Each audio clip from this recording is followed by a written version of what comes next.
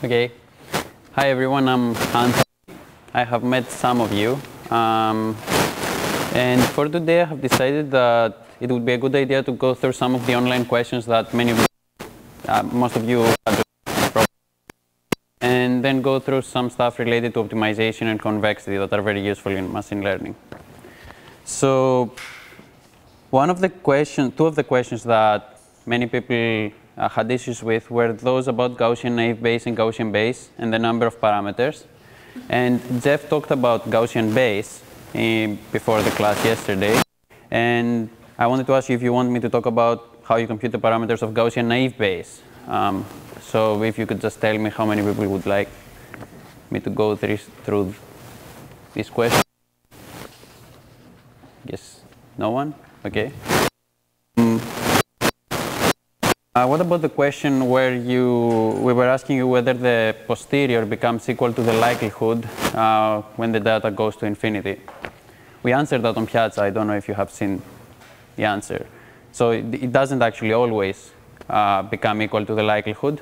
And the reason is that you can think of a prior which assigns a 0 probability to the actual maximum likelihood estimate. And then no likelihood get multiplied. It will always be multiplied by the posterior will be 0 and you will never get the same estimate. So that's not always the case.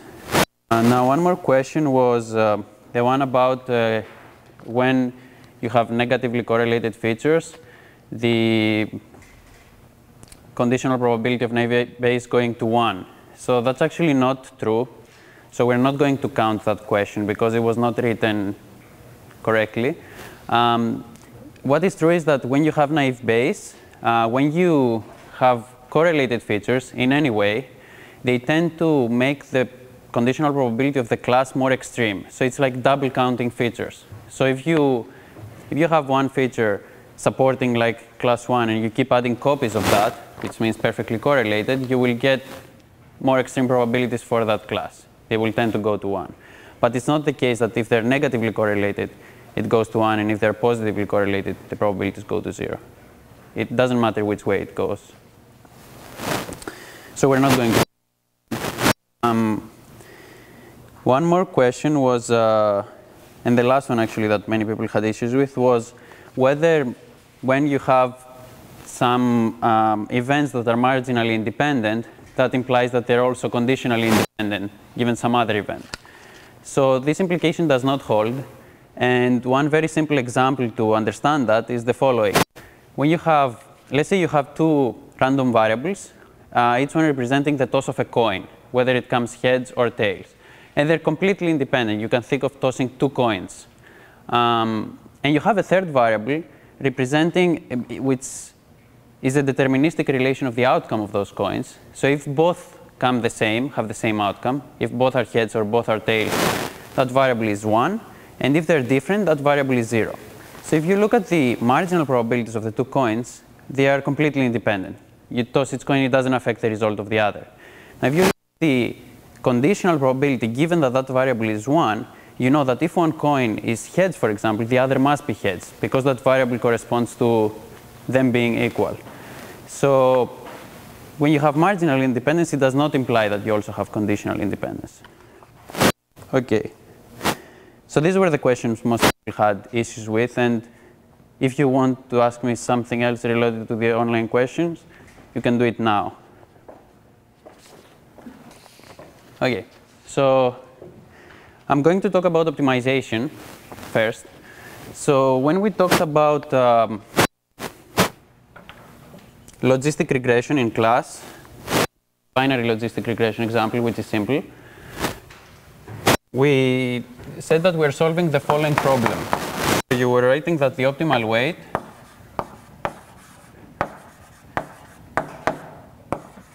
is equal to the weight that maximizes the likelihood function, which can be written in this way. Minimizes, I'll write everything in terms of minimization. Maximization and minimization are equivalent. You just take the negative of the objective function. And the reason is that most of the times when you talk about optimization, you talk about minimization. So you want to minimize the negative of the log likelihood function, which is written in this way.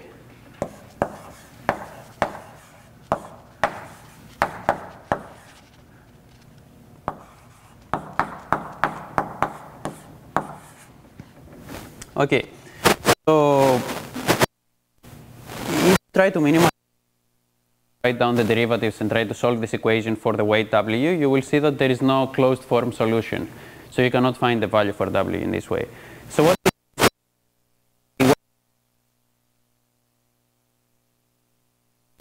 the gradient of that function, and I'm going to talk about the general case of an optimization problem. So we have this sort of problem, this some function. In the logistic regression case, it was that function. And we want to minimize it and want to find x and the minimum value of that function. So that's the problem. And when you talk about gradient descent, you do this iterative optimization algorithm where you write that you start from some value x0 and then you start iterating, and on each iteration the next value is equal to the previous value minus some step size that can be chosen arbitrarily times the gradient of the objective function at the previous point. So there are many questions that you might have about this sort of solution, and one of them is you choose the step size, and another one is why this algorithm actually works and it finds the minimum. So first of all, as to why it finds the minimum, you can see that if you have some function that has, and you start at any point on that function, that's some x, and you start taking steps, like the gradient will give you this direction. The gradient is always like the tangent to the function, and it will give you some direction pointing up. So if you take steps towards the negative gradient, the opposite direction, you keep decreasing the function value. And you can check whether that value decreases, and you can keep going on as long as it decreases. So you will take step sizes of this form. And the closer you get to the optimum, the absolute value of the gradient becomes smaller, so the steps become smaller and smaller. You can find the minimum of a function in this way. Now, the size of those steps depends on the eta value that you choose there, the step size. And if you make that too small, you might never converge to the optimal. You might just take small steps and, like, say you converge there because you see that the objective doesn't change by much. And if you set eta to be too high, you might end up doing oscillations or actually doing this sort of thing. You start from here, you take a step, and you end up there because you went much further away than you wanted to go. Like, this was a decreased direction. You know that if you take a step towards this direction, the function will decrease, but you took a bigger step and it actually increased. You can avoid that by checking that it doesn't decrease, but you end up doing either that and never converging, or taking really large step sizes and you're doing oscillations and you converge very slowly. So I'm going to talk about some ways of using that step size. Okay. I don't exactly know how to bring the other one where I want it to be. Okay.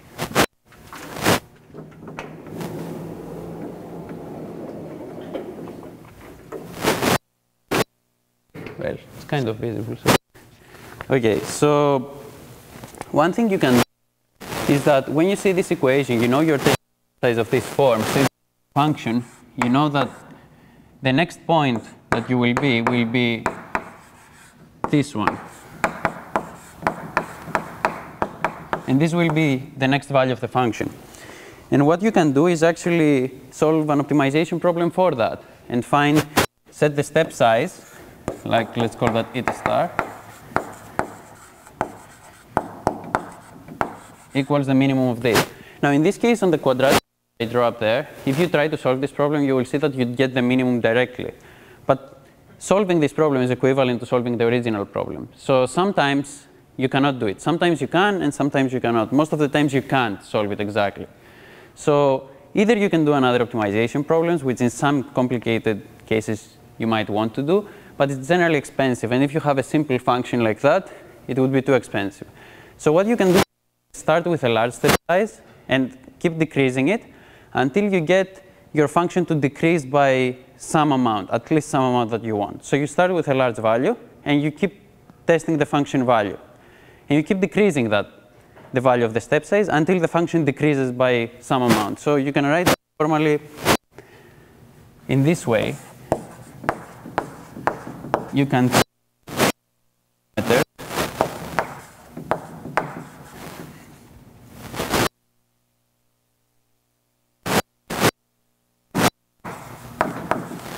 and you can, and while the length holds,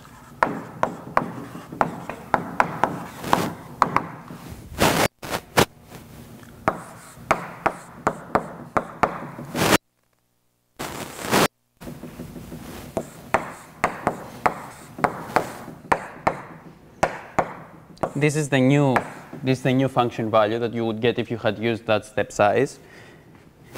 While this is bigger than the current value that you have minus some amount that basically depends on the gradient of the function at that value.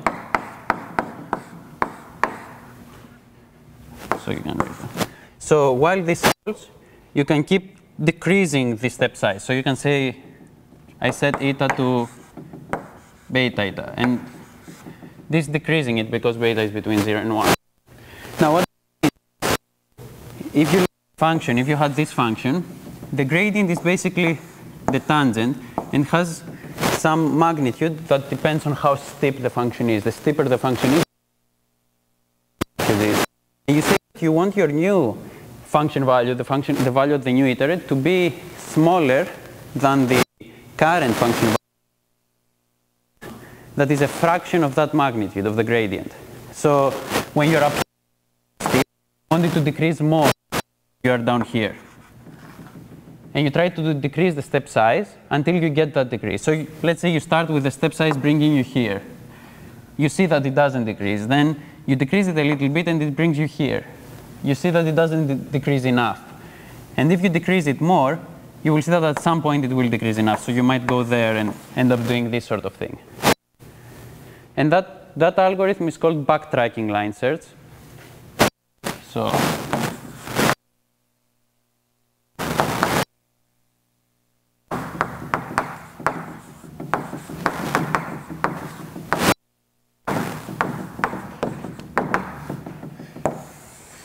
So the reason it's called backtracking is because you start with a large value and keep decreasing it, going back and back and back until you get some sufficient decrease.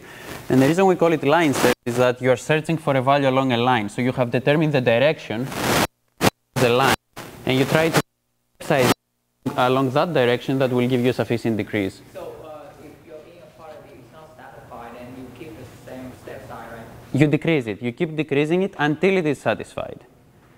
So you know that at some point you start with a large enough step size, and the function is convex, which I will talk about in a bit. So it means it has one minimum and it has only one minimum. Then you know that if you're using it at some point, you will get.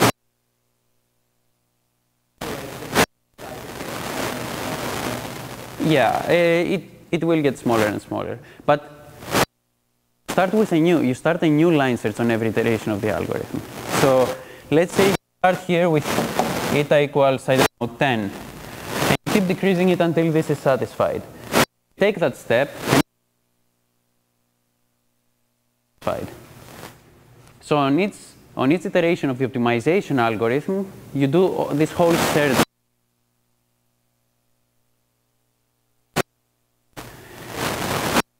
And this means that each iteration will be more expensive because you solve another kind of iterative problem within each iteration. But because generally convergence will be much faster because you don't have a lot of problems, either too small step size or too large. And that's what you're trying to solve. And this is called exact line search because you're solving this exactly. And in certain cases, when you have quadratic problems like this, you can solve it exactly because it has a well-defined form. But if you have a very general function, you cannot generally do it. So you use an algorithm like that, or some more complicated algorithms that try to satisfy some conditions on the decrease that you get and on the curvature of the function. But this is the simplest one, and it's very generally used because it's very simple and it has good performance. Another question. Yeah. Still cannot see why minimum fx is equivalent with minimum eta in your. Oh, because in this case you are minimizing f, right? You know that this is a direction towards which f decreases, right? So when you have this function and you're here, you look towards this direction, you're looking there, and you try to find the step size that will make f at the new point the minimum. So you try to find the step size that will bring you here, right? Because if this is, let's say, xt here, this is xt before, you will see xt plus 1 is this whole thing. So you are looking for the eta value that will minimize f, which means that it will give you this xt plus 1. So this is minimizing f. That's why it's exact. But in most cases you cannot use it because the two problems are equivalent. And you end up using something like that. So that is regarding line search. There is a whole area of research on line search, on how you compute that step size to make your algorithm converge fastly. Because if you have a function that looks like this, even if you take small step sizes, you can say that if I let it run infinitely long, sometime I will reach the minimum. But it will take a really long time. And you try to find the step size that will give you fast convergence. Yeah. I'm confused on what a few of the symbols are in the backtracking line search. So Yeah. is that the beta is less than L? The top choose. Whoa, my handwriting. That's 1. That's 1? Yeah. So beta is between 0 and 1, and alpha is between 0 and 1/2. And this is the function value of the new iterate. This is how you compute the new value for x. And this is just the gradient of the norm of the gradient of x, the Euclidean norm. So is everyone happy with this part? Okay. So these algorithms that use just the gradient of a function, we call them first order methods because they use the first order derivative of the function to solve the problem. And you can have higher order methods as well. Second order method, Newton's method, which you might have heard of, is a second order method because it converts faster. And you could even use higher order methods, but you generally do not because the higher the order you go, the more expensive it is to compute the gradients. So if you think of a function like, if you think of x being 10-dimensional, the first derivative will have 10 dimensions, like 10 elements. The second derivative will have 10 squared elements, the Hessian matrix that you need to compute. And the higher the order you go, the number of parameters you need to compute is exponentially. So you generally do not do that. Now, one very important thing that has to do with all these algorithms is that they can only be guaranteed to solve problems that are convex. And we mentioned that in class, but we never talked about what it really is, what it means for a function to be. So if you look, for example, at a function that is like this, the minimum of this function would be down here, like the global minimum of the function. But if you use gradient descent and you start your algorithm here, most likely you will end up down here. You will do this. And you will converge here. And your algorithm will think that this is the optimum of the function. But that is only a local minimum. It's not like the global minimum of the function over all x. Now, if you start here, you might end up down here. And even if you start here, if you start with a large enough step size, you might jump to this area and end up in the global optimum. But you cannot really guarantee that because let's say you don't know how your function looks like and you just want to apply the algorithm and you want to feel safe that the algorithm will do its job and find the global minimum. So in this case, this gradient descent will not be able to solve this problem. And this is a non-convex function. So let's define what a convex function is. So if you have a function f, let's say from Rn to R,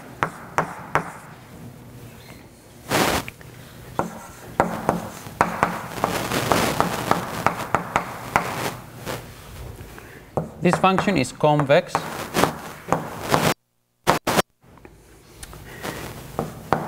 if and only if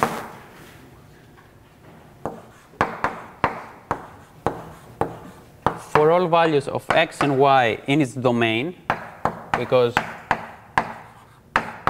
otherwise it's not defined, and for all values of, let's say, theta within the interval 0 to 1, the following inequality is satisfied.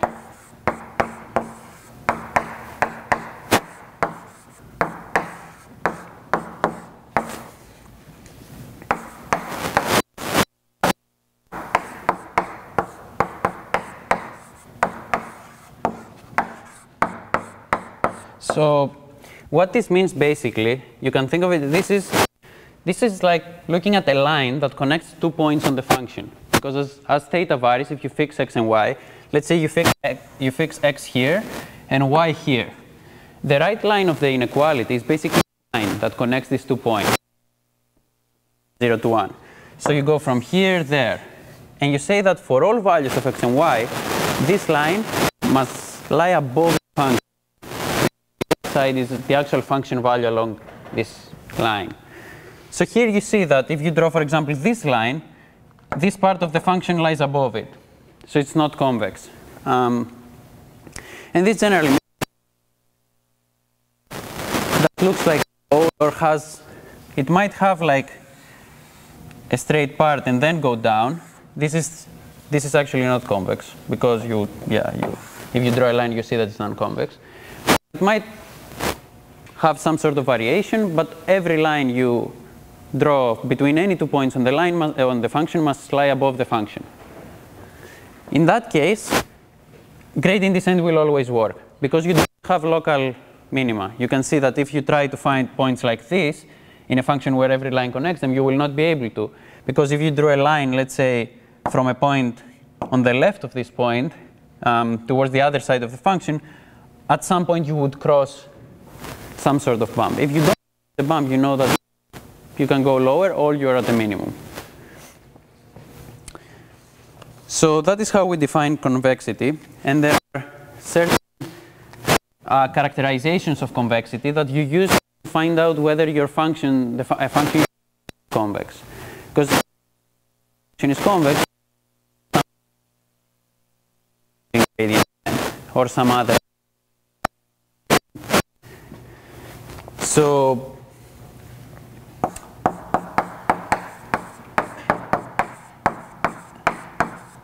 the first order characterization of convex functions is the following.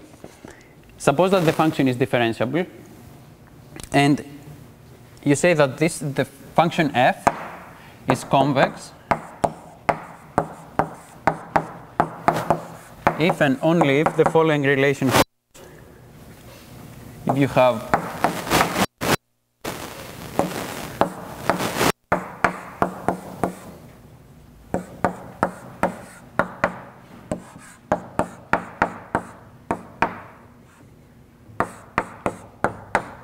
so for all x and y again in the domain of the function. So this basically means the function dominates, is above its first order Taylor approximation. And if you look at what the right part is the first order Taylor approximation. And that's basically a tangent to the function. So if you wanted to see what the first order approximation would be at that point, that would be this line. And you see that it does not always dominate it because on this side it is below that line. The function is below that line. So it's non-convex. Whereas if you take a convex function, like the ball-shaped function that we were looking before, any tangent, you see that the function is always above it. And that means it's convex. So that's one of finding out whether a function is convex or not. There is also a second order characterization where you say, let's suppose that f is twice differentiable this time because we want the second order derivative information. And you say that it's convex, like the same thing, if and only if the Hessian of that function is positive semi-definite matrix.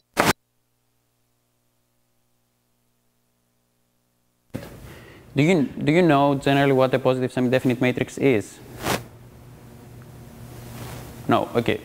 So if you have a matrix, so I will write that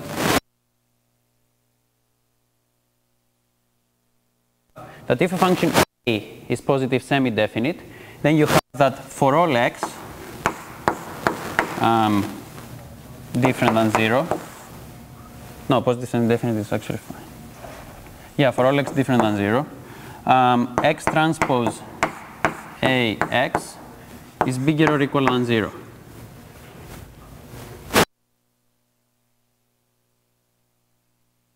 If you wanted to try to see whether a matrix is positive, you could try writing that equation down for some x, call it x1, x2, x3.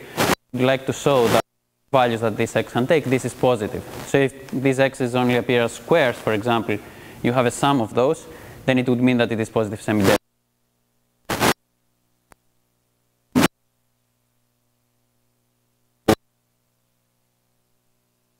The compositions of the matrix to find out.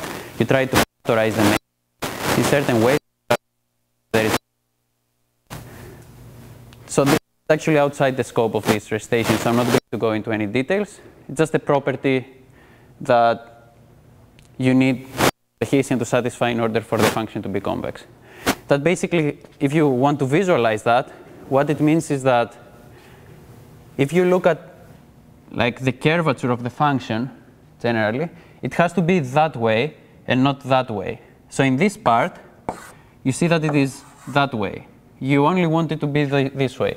And the way you can formally define it as well is that you want to be able to fit a parabola to every point on the function.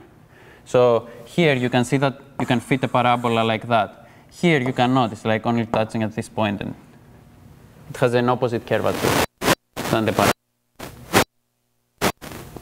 So that's how we define positive semi-definite matrices. Yep. So if all the eigenvalues of A are positive, can you say that it's a positive? Yeah, it is positive definite in that case. So if they're all positive, then this is a strict, like, this is bigger than 0, not bigger or equal. So if I want to find a matrix is positive, definite or not, I just need to look for the eigenvalue? Yeah, exactly. But even in order to find the eigenvalues, that is a sort of matrix decomposition. It's the eigen decomposition. So you can either use the eigen decomposition, but there are faster ways to do it as well, using other decompositions. But yeah, that is true. That's valid. So any other questions?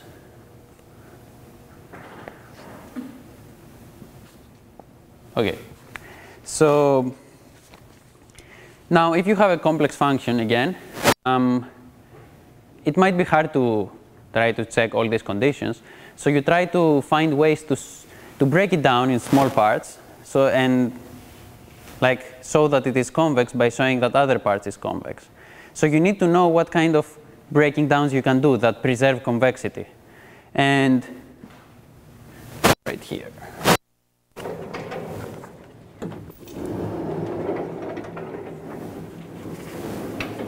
So yeah, I will read this part. It's not really.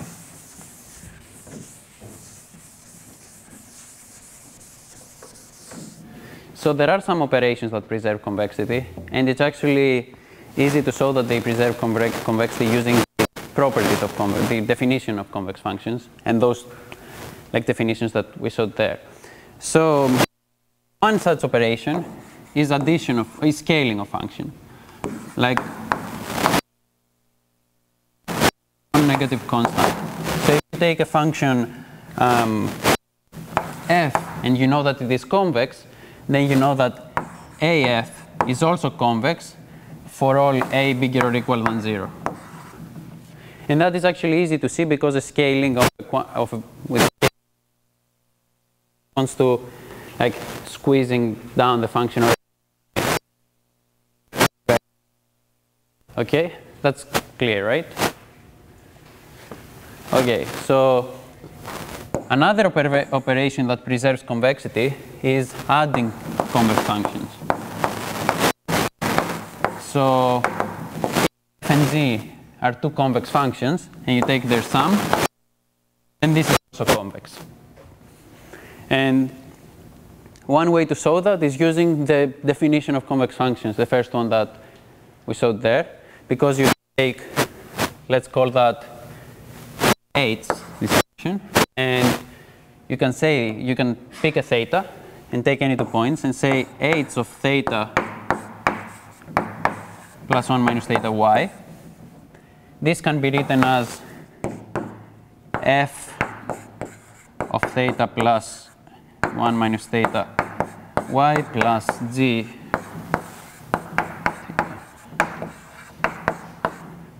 and now when you do this, you know that f and g are convex, so you can use their definition of convexity. So you see that this is smaller or equal than f of theta, theta times f of x plus 1 minus theta times f of y plus g of plus theta g of x. I forgot the x's. Yeah. G of x plus 1 minus theta g of y. And using the definition of h, you can see that this is equal to theta h of x, because it's theta f of x plus g of x. So h of x plus 1 minus theta h of y. And that comes from these two terms. So you see that if you have two convex functions in G, they're also convex. If you have any questions, ask me along the way so that I don't have to ask all the time. Okay. So you can see that if you take any linear combination of convex functions that you scale with non-negative quantities, scalars, that will also be convex. So if you take AF plus BG plus CH and FG and H are convex and A, B, and C are non-negative scalars, then the result will also be convex. And actually, that is actually because even if you look at the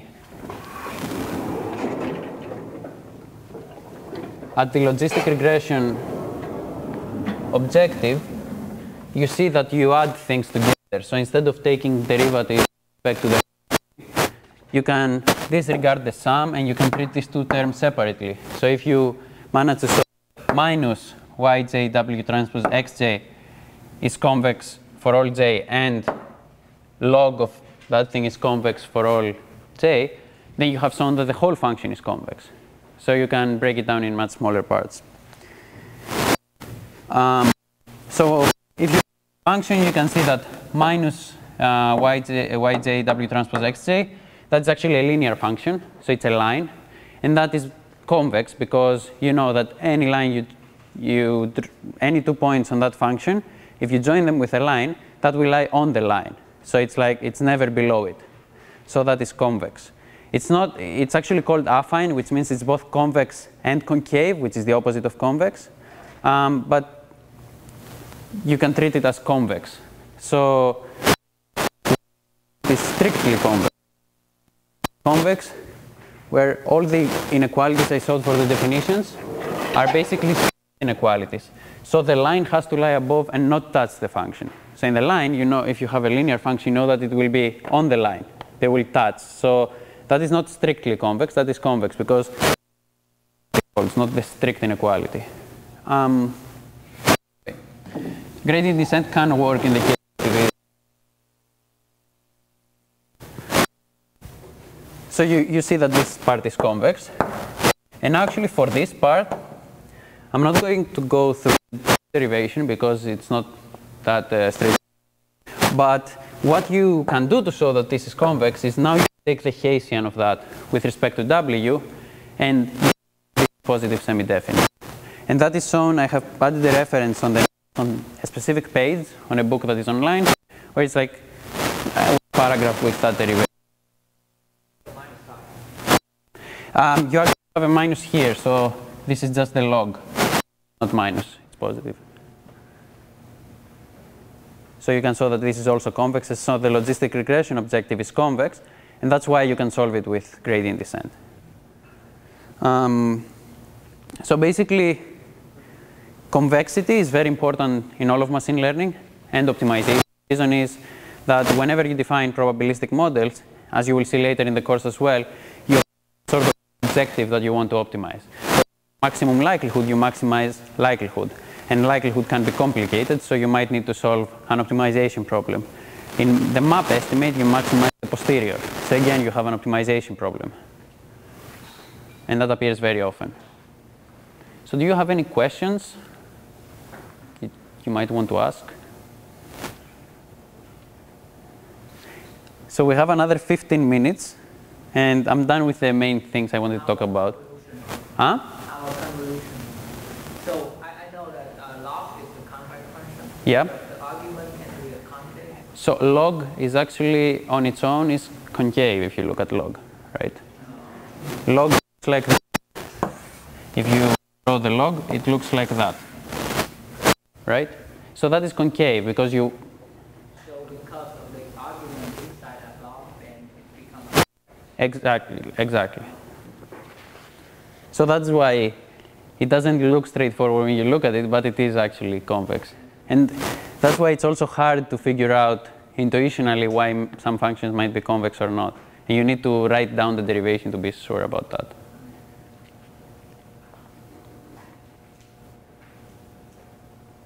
Do you have any? Yeah. You haven't introduced all the techniques all the three properties that preserve convexity. Yeah, actually not three. There are many more than three. The reason I didn't go through them is some of them are more complicated. I can a bit more about that if you want me to. If you have the maximum of several convex functions, which is not differentiable, it's like a maximum of several functions, that is also convex. You can show that. If you have a countable, let me see the exact definition to remember it, but if you have like a countable maximum over countably infinitely many convex functions, that is also convex.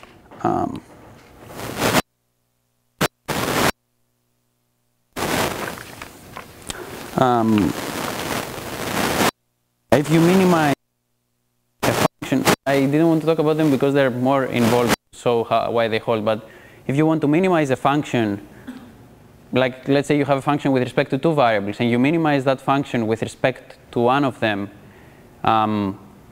that can take values within a convex set, then the result is also a convex function. But they get much more complicated. And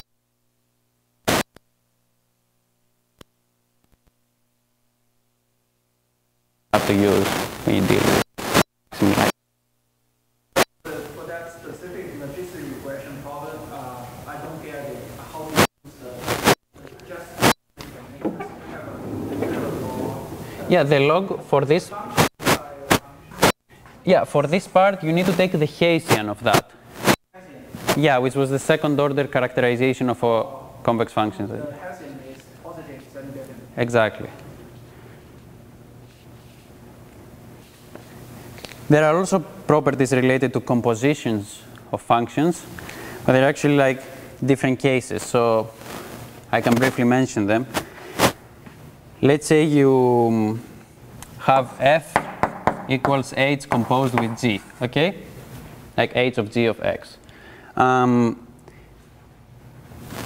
So I will write the four cases.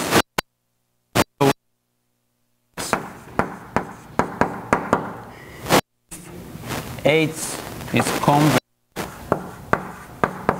and non-decreasing,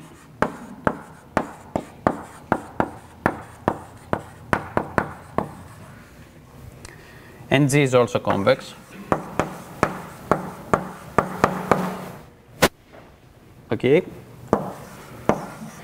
F is also convex if H is convex and non-increasing.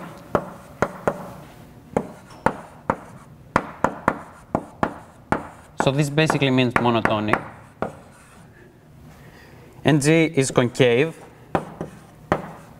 monotonic for both cases. If it's non-increasing, convex, and G is concave, F is convex. So concave is the exact opposite of convex. So the inequalities are all the other way. And if you have a line that joins 2 points, it has to lie beneath the function.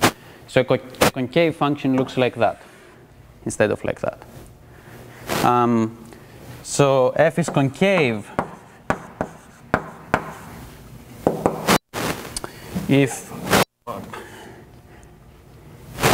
H is concave, non-decreasing, and G is concave. And you see these are kind of symmetric rules, like concave and convex. And 4, it is concave if H is concave and non-increasing,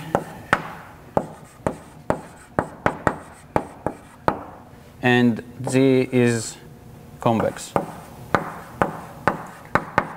So these are the rules for composition of functions. Oh.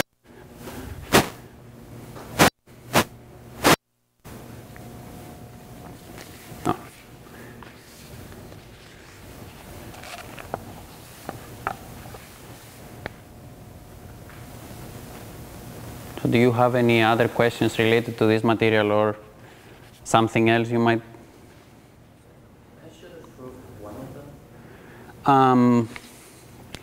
So the proof, I think, is not very straightforward, and I don't have it with me, so I might mess it up if I try to do it like that.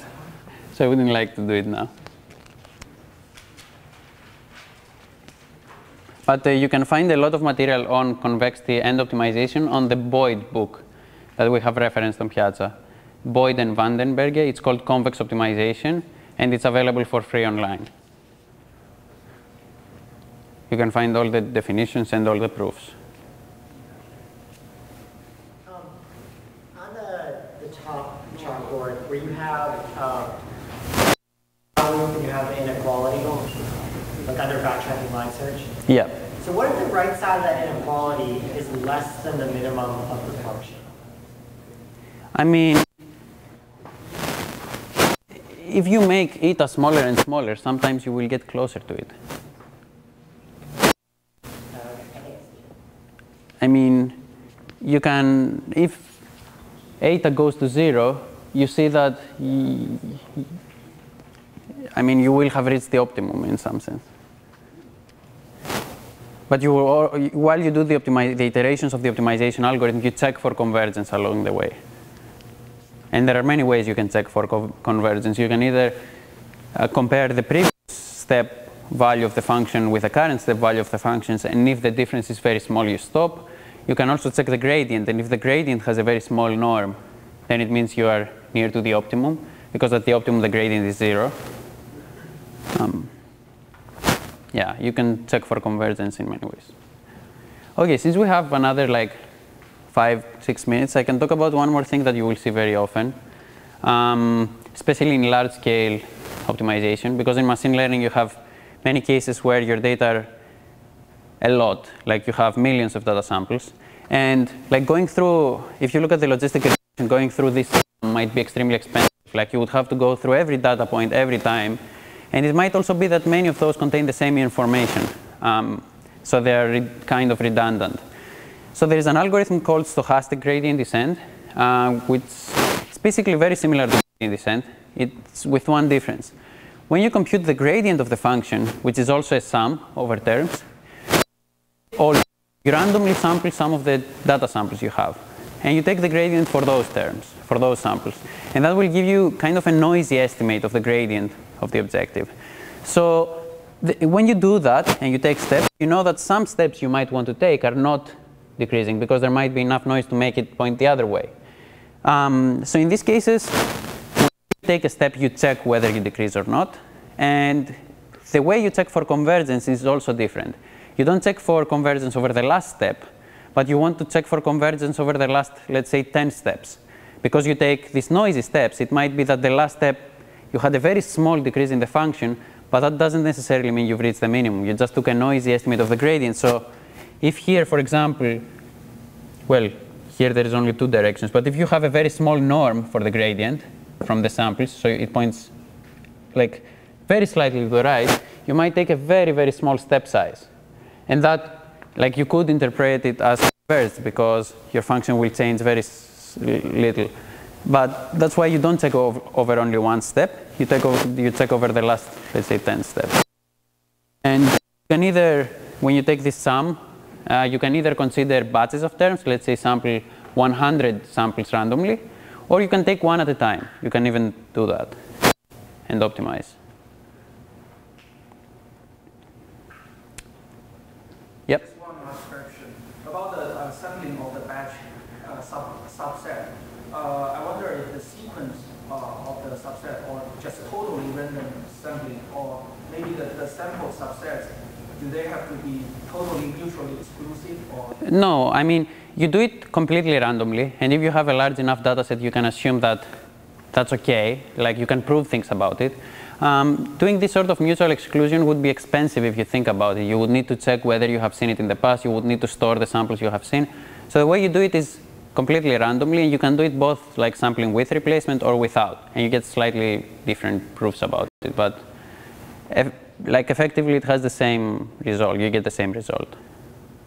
And it's not only stochastic gradient descent. There are other algorithms that are stochastic that use fewer data samples, or they don't consider all the dimensions at the same time, because it's not only that you can have a lot of data samples, you can have really high dimensions.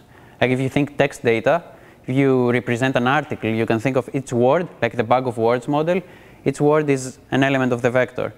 So if you have 1 million elements in the dictionary, words in the dictionary, you will have a 1 million dimensional vector.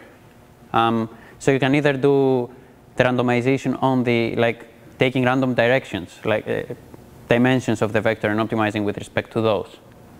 And there are other ways to deal with that as well. Anyway.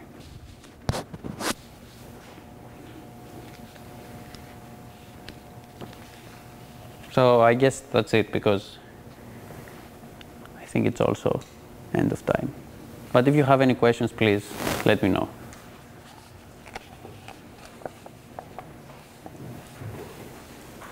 Or come down here if you don't want to shout it.